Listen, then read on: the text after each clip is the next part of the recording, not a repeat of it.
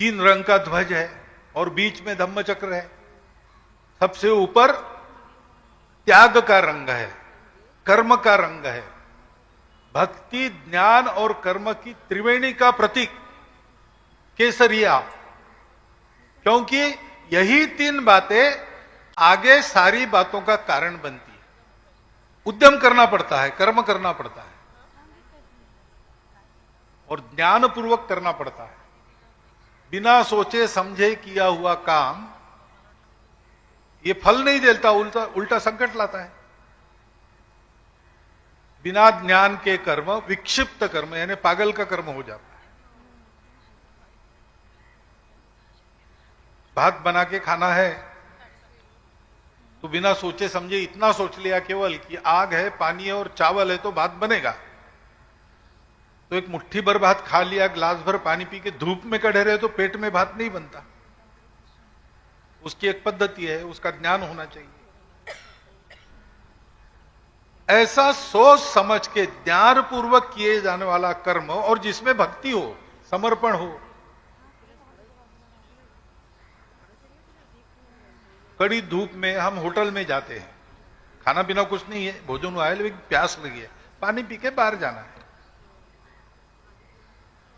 अभी भी अपने देश में होटलों में केवल पानी पीने का पैसा नहीं लेते, अच्छी बात है।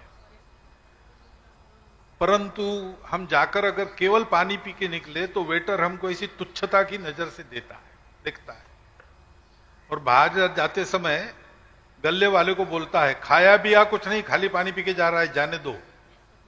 यानी अपमान भी होता है। केवल पानी मांगता है तो चारों अपनी उंगलियां बुढ़ा के वो ग्लास लाके ऐसा पटक देता है। पानी तो मिलता है, पानी चाहिए, पानी मिल गया, लेकिन ये सारा उसके साथ। घर में जाएंगे और हम पानी मांगेंगे तो क्या होगा? एक गिलास भर पानी ऐसा कहा तो लोटा भर पानी आएगा। और खाली पेट पानी पीना नहीं चाहिए, इसलिए गुड़ की डली भी मिलती है। होटल और घर में फर्क क्या है? घर में आत्मीयता है, प्रेम है, भक्ति है।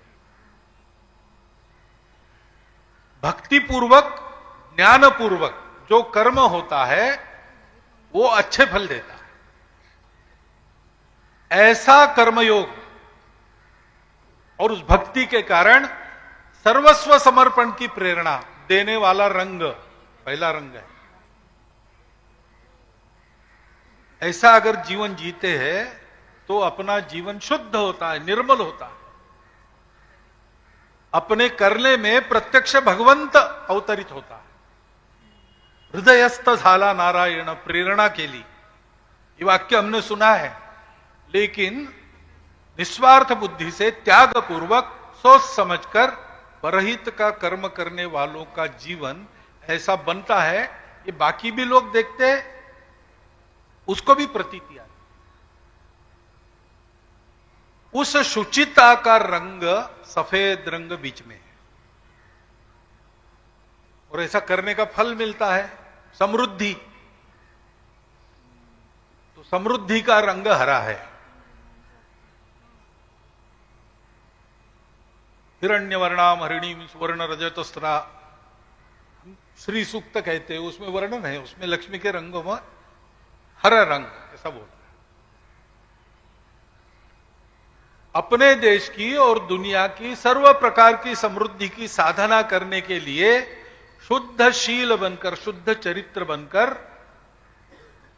भक्ति ज्ञान पूर्वक हमको कर्म करना पड़ेगा। ये संदेश है ध्वजारोहण का।